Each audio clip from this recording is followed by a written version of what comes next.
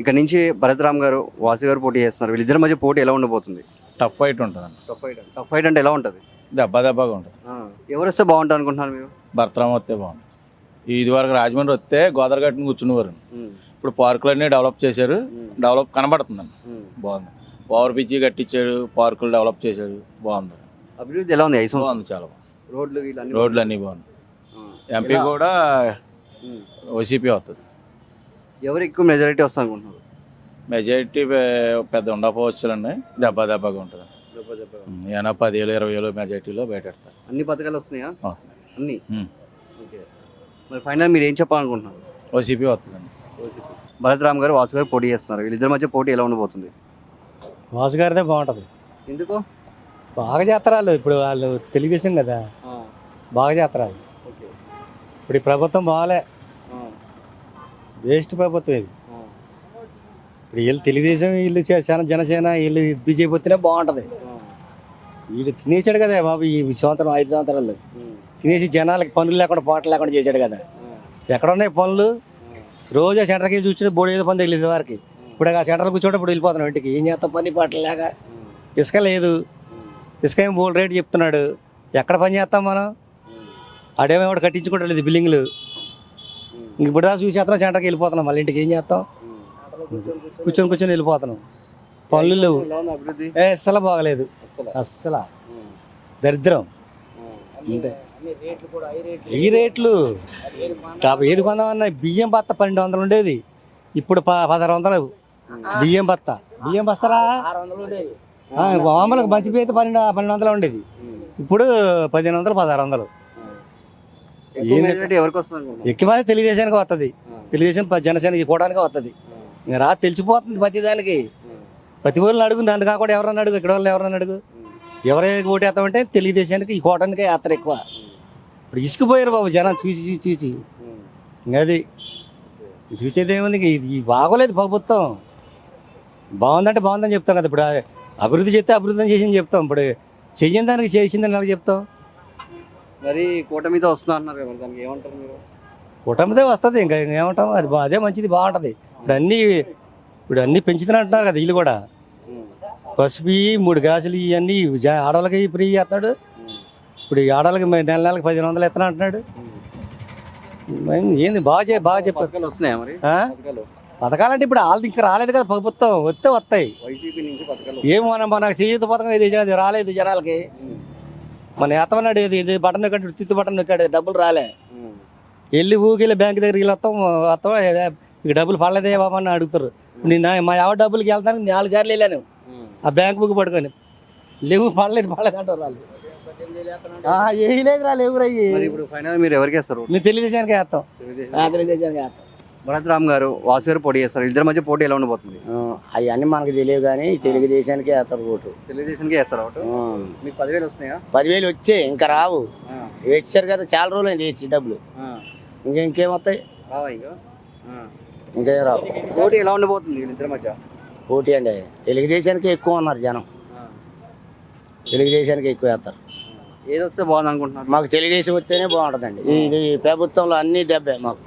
ఏటి పనివాడికి పని ఉండట్లే, ఎవరు దొంగతనాలు ఎక్కువైపోయాయి, రౌడీజం ఎక్కువైపోయింది. మేము ఆటో వేసుకొని వెళ్తుంటే మమ్మల్ని ఆపి డబ్బులు ఎక్కడ పడితే అక్కడ ఆఫ్ చేసి డబ్బులు దెబ్బేసి బ్లేడ్లు తోడుకొస్తాం, అవి కొత్తాం అంటున్నాం. భయపడి ఇచ్చేసి చెల్లెలు డబ్బులు ఇచ్చారు. అలా జరిగిందా మీకు? నాకు జరగలేదు, మా కుర్రాళ్ళకే చాలా మందికి జరిగింది. వాళ్ళు చెప్పుకుంటుంటే విన్నాం. అది ఏది వస్తే బాగుంది అనుకున్నప్పుడు ఫైనల్ తెలుగుదేశం వస్తే బాగుంటుందండి. మామూలుగా మీరు చేస్తున్న సర్వే ప్రకారం అయితే కనుక మామూలుగా ఏ ఓటర్ అయినా సరే మన దేశం మొత్తం మీద తీసుకున్నా, ఏ నియోజకవర్గాలు తీసుకున్నా, ఓటర్ అనేవాళ్ళు రహస్య ఓటింగ్ అంటారు. అందుకనే రహస్య ఓటింగ్ ఎందుకంటారంటే మనం ఏ పార్టీకి వస్తున్నాం, ఏ గుర్తుకు ఓటు వేస్తున్నది చెప్పకూడదు. అది ఎప్పుడంటే ఎన్నికల తర్వాత వచ్చే ఫలితం బట్టి మనం ఏ పార్టీ ప్రభుత్వంలోకి వస్తే బాగుంటుందో తెలుస్తుంది. అలాగే మీరు చేసే సర్వే సాధారణంగా ఇక్కడ మొత్తం 170 నియోజకవర్గాలకి 23 నియోజకవర్గాలు తెలుగుదేశం పార్టీ కైవసం చేసుకుంది 2019 ఎన్నికల్లో. ఇప్పుడు మీరు ప్రస్తుతం రాజమహేంద్రవరం సిటీ నియోజకవర్గంలో ఉన్నారు. మీరు చేసే సర్వేది మన టీవీ ప్రకారం. అయితే నాకు తెలిసి ఈ 23 నియోజకవర్గాల్లో కూడా తెలుగుదేశం పార్టీ ఇప్పుడు ప్రస్తుతం జనసేన భారతీయ జనతా పార్టీ కూటమి కదా, వాళ్ళకి అనుకూలంగానే మీకు వస్తుంది సర్వే ఫలితాలు ఈ 23 నియోజకవర్గాల్లో. ఇక్కడ భరత్ రామ్ గారు వాసు గారు పోటీ చేస్తున్నారు, వీళ్ళిద్దరి మధ్య పోటీ ఎలా ఉంటుంది? కొంచెం పోటీ ఈసారి గట్టిగానే ఉంటుంది. గట్టిగా అంటే ఎలా ఉంటుంది? మొత్తం అన్ని రకాలుగా కూడా ఇప్పుడు మార్కాన్ భరతరామ్ గారు ఇప్పుడు అంత ముందర ఎంపీ కింద పోటీ చేశారు పార్లమెంట్కి, ఇప్పుడు అసెంబ్లీకి పోటీ చేస్తున్నారు ఆయన. ఇప్పుడు ఏంటంటే ఒక రకంగా చెప్పాలంటే ఇప్పుడున్న ప్రస్తుత ప్రభుత్వం అభివృద్ధి మీద ఎక్కువ ఏకాగ్రత చూపిస్తే చాలా మంచిది అనిపిస్తుంది. ఇంకా తర్వాత ఎప్పుడు వచ్చినా సరే ఒక పార్టీకి సంబంధించి మనం మాట్లాడకూడదు, అలాగే ఏ ఓటర్ అయినా సరే ఒక పార్టీకి ఓటేస్తుందనే చెప్పకూడదు. ఇప్పుడు అభివృద్ధి ఎలా ఉంది? అభివృద్ధి అనేది నాకు తెలిసి కుంటుపడినట్టే. అంటే ఒకటి ఇప్పుడు ఈ 23 నియోజకవర్గాల్లో అభివృద్ధి ఒకలా కనబడుతుంది, మిగిలిన వైఎస్ఆర్సీపీ ఇప్పుడు అధికార పార్టీ ఏదైతే ఉందో అది ఉన్న నియోజకవర్గాల అభివృద్ధి వేరే కనబడుతుంది. అందుకని మీ సర్వే ఫలితాలు కూడా ఇది ప్రాతిపదికగా తీసుకోకూడదు. ఈ 23 నియోజకవర్గాల్లో తెలుగుదేశం పార్టీ ప్రభుత్వం, జనసేన కూటమి, ఈ కూటమికి అనుకూలంగానే మాట్లాడతారు ఎవరు మాట్లాడినా, ఎందుకంటే కిందసారి వాళ్ళకి అవకాశం ఇచ్చారు కాబట్టి ఈసారి కూడా అలాగే అవకాశం ఇవ్వచ్చు. అందుకని అలా కాకుండా మిగిలిన నియోజకవర్గాలు ఉంటుంది కదా, మన అధికార పార్టీ ఉన్న నియోజకవర్గాలు ఉంటాయి, మిగిలిన నియోజకవర్గాలు, వాటిలో ఉన్న తీర్పే మీకు కరెక్ట్గా వస్తుంది. ఓటర్ తీర్పు ఏదైనా సరే ఎక్కువ మెజారిటీ ఎవరికి వస్తుంది అనుకుంటారు? మెజారిటీ అలా వస్తుందంటే ఇప్పుడు ఒక రకంగా ఇప్పుడున్న అధికార పార్టీ దానికి సంబంధించి మామూలుగా లబ్ధి పొందిన వాళ్ళు ఉంటారు కదా, లబ్ధి పొందిన వాళ్ళు అంటే పథకాలకు సంబంధించిన వాళ్ళందరూ కూడా మళ్ళీ అధికార పార్టీకి వేయడానికి అవకాశం ఉంటుంది. అలా చెప్పకూడదు, అదే అంటుంటా, పలానా వాళ్ళకి వేస్తారని చెప్పకూడదు. అధికార పార్టీ అంటే మీరు అర్థం చేసుకోవాలి, అధికార పార్టీ అంటే ఇప్పుడు ఏ పార్టీ ఉంది అదే అధికార పార్టీ కదా, అలాగే ఏ ఓటర్ కూడా చెప్పకూడదు పలానా వాళ్ళకి ఓటేస్తామని చెప్పకూడదు. సరే ఇప్పుడు ఫైనల్గా ఏదో అనుకుంటున్నాను, అలా అంటే టఫ్ అయితే ఉంటుంది. నాకు తెలిసి దేనికి పూర్తి మెజార్టీ రాకపోవచ్చు. హంగ్ అసెంబ్లీ అంటారు కదా, హంగ్ అసెంబ్లీ అంటే ఈ 3 పార్టీల కలిపి కూటమి కింద ఉంది, అలాగే ఈయనకి ఉంది.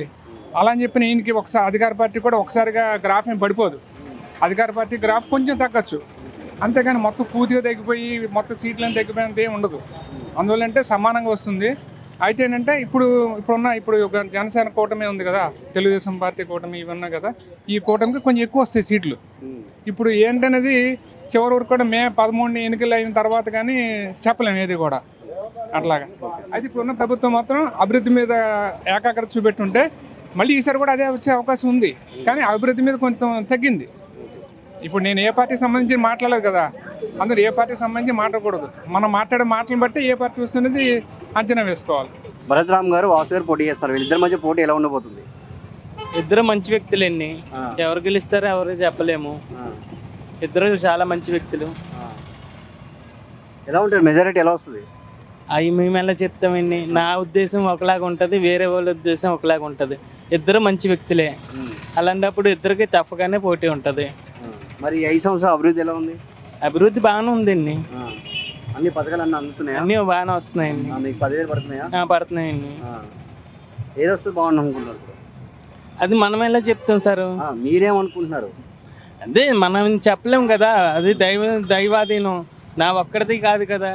ప్రజలు ఇప్పుడు రాజమండ్రి ఉందంటే 5 లక్షల మంది జనాభా, 5 లక్షల మంది జనాభాలో ఎవరెవరికి వేస్తారో ఎవరి ఉద్దేశాలు ఎలా ఉన్నాయో తెలియదు కదండి.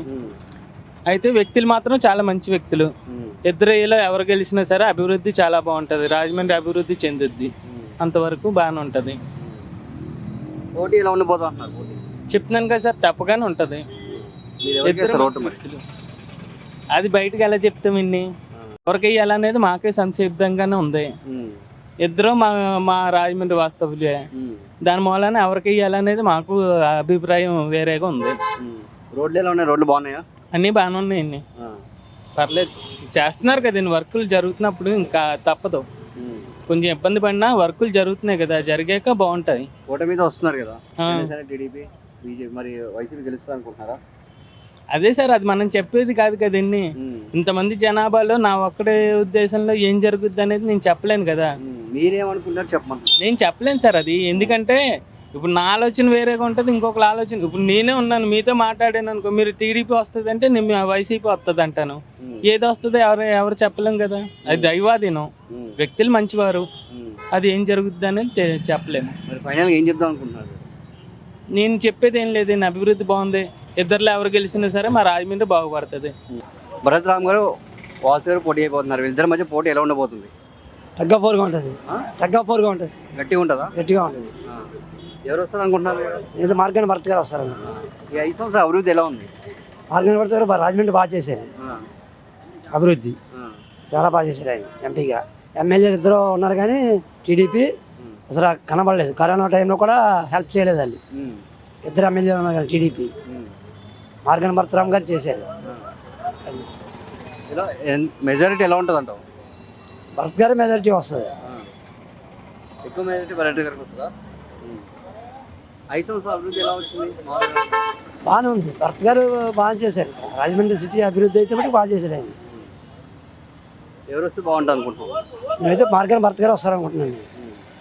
ఎందుకు వస్తారనుకుంటే అభివృద్ధి చేశారు కదా ఆయన.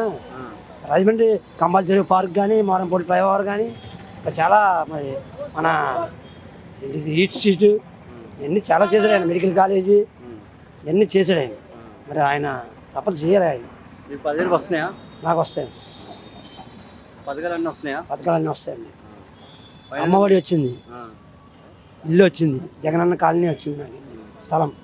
ఏది వస్తే బాగుంటుంది, ఏది వస్తే అభివృద్ధి ఇంకా పెరుగుతుంది? నాకైతే వైఎస్ జగన్మోహన్ రెడ్డి వస్తారనుకుంటున్నాను. అయితే నా ఐడియా